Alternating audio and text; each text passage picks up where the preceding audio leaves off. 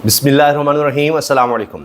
मौजूदा हुकूमत ने सब कुछ तबाह करने के बाद अब पाकिस्तान क्रिकेट को भी तबाह कर दिया है। एक खेल पाकिस्तान में बचा था, हॉकी पहले ही तबाह हो चुकी है जो पाकिस्तान का कौमी खेल कहलाता था। अब क्रिकेट का भी हाल हॉकी वाला कर दिया है। तारीख की बदतरीन शिकस्त हुई है बांग्लादेश के हाथों, वो भी होम ग्राउंड पर रावलपिंडी में। पाकिस्तान हार गया है बांग्लादेश से। पहली दफ़ा तारीख में पहली दफ़ा टेस्ट मैच पाकिस्तान बांग्लादेश से हारा है और अपनी सरजमीन पर हारा है। 10 विकेटों से हारा है, आप अंदाज़ा लगाइए। और यही वो टीम है जो कभी फाइनल में पहुंच रही थी, कभी सेमीफाइनल में पहुंच रही थी। लेकिन जब से ये पीडीएम की हुकूमत आई है, सवा दो साल हो गए हैं, हर चीज़ को जवाल है, हर चीज़ में तबाही है। क्या मईशत, क्या हमारी अदलिया, क्या आइन कानून, क्या सियासत, क्या पार्लियामेंट, इंसानी हुकूक, मईशत तबाह हो गई, कारोबार तबाह हो गया, हर चीज़ बर्बादी की तरफ है। अब क्रिकेट को भी बर्बाद कर दिया गया। लोग इस पर कोई कह रहा है कि शहबाज शरीफ का ये विजन है, ये विजन है शहबाज शरीफ का, क्योंकि उनकी वीडियो लगाई गई थी, लाई गई थी सामने। राना मशहूद कह रहे हैं कि जो नदीम अरशद ने रिकॉर्ड बनाया है ओलंपिक्स में और गोल्ड मेडल हासिल किया है 40 साल के बाद पाकिस्तान के लिए, तो ये शहबाज शरीफ का विजन इसको करार दिया। और किस तरह की ड्रामेबाजी थी। लेकिन अब लोग कह रहे हैं कि असल विजन तो आपका ये था। अब ये कहा जा रहा है कि बेहतर है कि पाकिस्तान क्रिकेट बोर्ड को इलेक्शन कमीशन के हवाले कर दें और फिर वहां से फॉर्म 47 के जरिए पाकिस्तान को 300 रन से फतह दिलवा दें। यह भी कहा जा रहा है कि बांग्लादेश की टीम को अगवा कर लें, लापता कर दें, इनके ख़ानदान को उठा लें और फिर इनसे कहें कि नहीं जनाब, हम तो हारे हैं और पाकिस्तान क्रिकेट टीम जीती है, और उनसे कुछ भी बयानात कहलवा दें या अंपायर्स को गायब कर दें, कुछ इस तरह कर लें। क्योंकि 2.25 साल में इन्हीं टैक्टिक्स के ज़रिए ये हुकूमत इक़्तिदार में आई है और बैठी है। या अदालत से या चले जाएं, चीफ जस्टिस की अदालत में चले जाएं और उनसे जाकर फिर फैसला ले लें अपने हक़ में कि नहीं जनाब, ये तो मैच पाकिस्तान जीता है। यही हल रह गया है। और बाकी तो आपने देख लिया कि बिल्कुल ही सब कुछ तबाह हो बर्बाद हो गया है।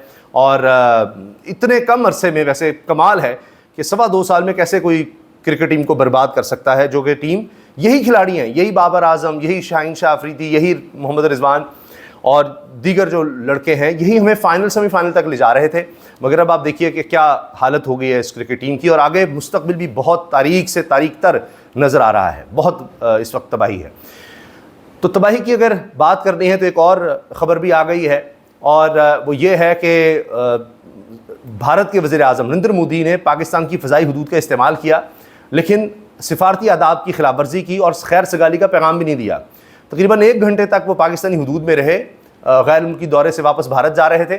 और उम्मन ही होता है कि कोई भी इस तरह का सरकारी अहदेदार जब गुजरता है तो वो खैर सगाली पैगाम पायलट के ज़रिए कंट्रोल रूम को देता है, लेकिन उन्होंने कोई खैर सगाली पैगाम नहीं दिया। लेकिन पाकिस्तान की तरफ से उनको बुलाया जा रहा है, दावत दी जा रही है शंघाई कॉन्फ्रेंस के लिए कि नरेंद्र मोदी साहब आएँ।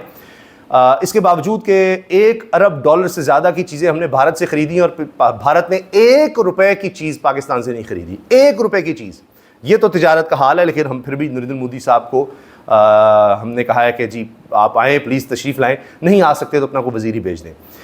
एक और ख़बर आई है जी बरतानिया से। बरतानिया से बड़ी ख़बर ये है कि अज़हर जावेद साहब, जो दुनिया न्यूज़ के वहाँ पर रिपोर्टर भी हैं और नून लीग के बहुत करीब समझे जाते हैं, वहाँ से हमेशा मियाँ नवाज शरीफ साहब के करीब नज़र आए, अंदर तक उनके घर तक जाकर रिपोर्टिंग करते नज़र आए। यहाँ पर पाकिस्तान आए तो कहा जाता है कि जाती उम्रा तक, यानी उनकी रिहाइशगाह में ही, वहीं जो मेहमान खाना है वहाँ पर भी ठहरे।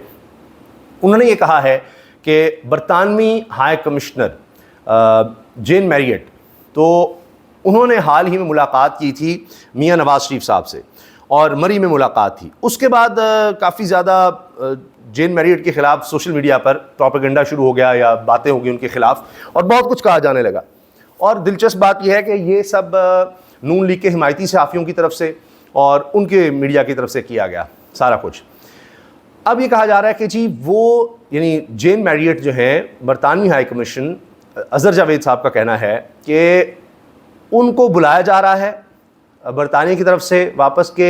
ये जो सोशल मीडिया पर कैंपेन शुरू हुई कि वो इमरान खान की रिहाई के लिए कैंपेन चला रही थी, इमरान खान की रिहाई के लिए कोशिशें कर रही थी, इस चीज़ का नोटिस लिया गया है बरतानिया की तरफ से और उनको अब वापस बुलाया जा रहा है। तो ये जनाब ख़बर सामने आई है।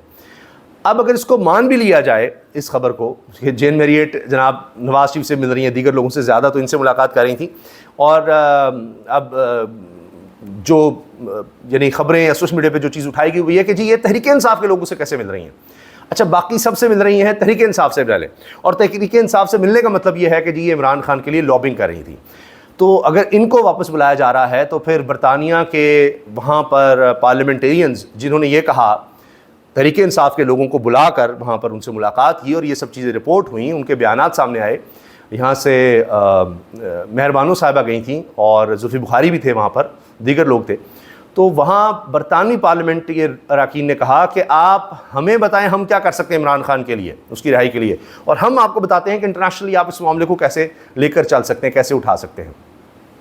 अक़वाम मुत्तहिदा क्या करेंगे, उनके वर्किंग ग्रुप की तरफ से जो रिपोर्ट आई जिसमें कहा गया कि ना सिर्फ इमरान खान के ख़िलाफ़ केसेस जो जाली हैं, झूठे हैं, उनको ख़त्म किया जाए, बल्कि इमरान खान के ख़िलाफ़ झूठे मुकदमात बनाने वालों के ख़िलाफ़ कार्रवाई की जाए और इमरान खान के साथ जो कुछ हुआ है इसका मदावा किया जाए, कंपनसेशन दी जाए।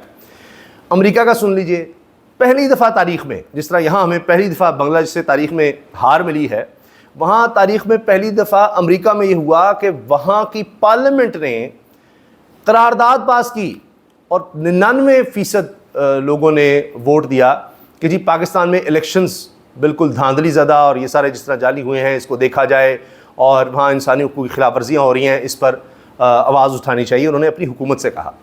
कभी इस तरह से नहीं हुआ। यहाँ हुकूमत कहती है लॉबिंग कर ली, फ़लाँ कर ली, फ़लाँ कर ली, तो आप भी कर लें। तो पाकिस्तान के हक़ में कोई लॉबिंग करवा दें, इसी तरह से कर लें कुछ ऐसा काम। तो बहरहाल ये सब बातें हुई हैं, ममालिक की तरफ से भी हुई हैं। फिर मुशाहिद हुसैन सैयद साहब, जिनको आप बड़े वसूख से बेधड़क आप ये कह सकते हैं कि वो गैर सरकारी गैर हतमी, जिस तरह होता है नतीजा, गैर सरकारी गैर हतमी चीनी इस्टेब्लिशमेंट के तर्जुमान कह लें कि उनकी सोच को बताते हैं और कोई जुर्रत नहीं कर सकता कि मुशाहिद हुसैन सैयद के ख़िलाफ़ को कार्रवाई कर ले या नून लीग कुछ करे, वो धड़ल्ले से बयान देते हैं। उनकी तरफ से भी आप देख लीजिए फिर क्या बातें की गई हैं कि जी इस्तेहकाम लेकर आएँ, अदम इस्तेहकाम है, इमरान खान से बात करें, वो क्या कह रहे हैं। आजकल तो मोहम्मद अली दुरानी साहब भी बड़े एक्टिव हुए हैं। तो मुशाहिद हुसैन सैयद साहब का कहना या दोस्त ममालिक का कहना, चीन का आप देखिए, सऊदी अरब का देखें, फिर तो IMF ने भी कहा कि जी इमरान खान से भी बात करनी है हमने और उसकी भी रजामंदी चाहिए। अब तो इन्होंने वो भी काम गड़बड़ कर दिया है, IMF के साथ भी मामला जो हैं वो ख़राब चल रहे हैं वैसे, और अभी मज़ीद इन्होंने कोशिश करनी है। कुछ दोस्तों से कहा जा रहा है 1 अरब डॉलर दे दो चीन से, फिर कहा जा रहा है 3 अरब डॉलर रोल ओवर कर दें। वो कहते हैं जी अच्छा अब कर देंगे तो बाद में क्या करेंगे, 3 साल बाद क्या होगा, 3 साल के लिए हम मज़ीद आपको छूट दे दें, फिर आप क्या करेंगे। तो इनके पास कोई जवाब नहीं था। आखिर में जनाब अली मीन गंडापुर साहब का सुनिए, यानी अता तारड़ का काम अब ये रह गया वज़ारत इत्तलात में बैठ कर के गलत इत्तलात देते रहें, बस और कुछ नहीं। इन्होंने कहा कि नहीं इस्टेब्लिशमेंट कुछ भी नहीं, अली मीन गंडापुर से हमने दरख्वास्त की थी, अली मीन गंडापुर ने फिर लोगों को भेजा इमरान खान के पास और उन्होंने जाकर मना लिया इमरान खान को और जलसा हमने मुलतवी करवा दिया। इस्टेब्लिशमेंट का कोई लेना देना नहीं है। अली मीन गंडापुर की तरफ से खबरें आई है कि उन्होंने तो जो उनको ऑडियो वीडियो पैगामात दिखाने की कोशिश की गई कि देखिए जी इमरान खान है, ये इमरान खान कह रहे हैं, सुन तो लें आप। अली मीन गंडापुर ने वो भी सुनने से इनकार कर दिया और कहा कि मैं लोगों को क्या जवाब दूंगा, किसी सूरत ये जलसा मुलतवी नहीं हो सकता, मैं पूरी तैयारी के साथ आ रहा हूँ, हम नहीं मुलतवी करेंगे। उन्होंने पैगामात का कोई मुस्बत जवाब नहीं दिया। यहाँ तक कहा कि अच्छा एक है कि जी इमरान खान से मेरी वीडियो गुफ्तगू करवा दी जाए, वीडियो पर बात हो, फिर मैं देखता हूँ। इमरान खान का कोई पैगाम मैं नहीं सुनूंगा, किसी लीडर का कुछ नहीं सुनूंगा। तो ये कह रहे हैं जी अली मीन गंडापुर को हमने कहा, उसने इमरान खान को कहा। नहीं, ऐसा कुछ नहीं हुआ। फिर इमरान खान से जब मुलाकात करवाएगी आज़म स्वाति और बैरिस्टर गौहर, उनके तरफ से जब बाकायदा ये कहा गया और सारा कुछ हुआ, फिर गंडापुर पीछे हटे या पीछे हटने पर मजबूर हुए। तो ये कहानी है, ये दूसरी तरफ कर रहे थे। तो अब उन्होंने जो कहा है वो तो गलत नज़र आ रहा है। तो फिर किसने इमरान खान को मनाया, किसने फिर उनसे मिलने दिया, आज़म स्वाति से कौन बुलाता है, कौन मिलवाता है, तो ये तो हम आपको बता चुके हैं। और ख़ुद इमरान खान कह रहे हैं कि जी ये इनको खौफज़दा हो जाते हैं, इनको डर लग जाता है, इनके लिए परेशानी बन जाती है जो ही इनको ये लगता है कि जी हमारी कोई इस्टेब्लिशमेंट से बातचीत चल रही है, तो ये बड़े सख्त परेशान हो जाते हैं। तो वो चीज़ें भी साथ साथ चल रही हैं। तो ये हैं जनाब लेटेस्ट अपडेट्स, और अगली वीडियो में इंशाल्लाह आपको बताएंगे कि मियाँ नवाज़ शरीफ साहब के अब अपने लोग उनके बारे में कह रहे हैं कि मियाँ साहब आप तो जा रहे हैं।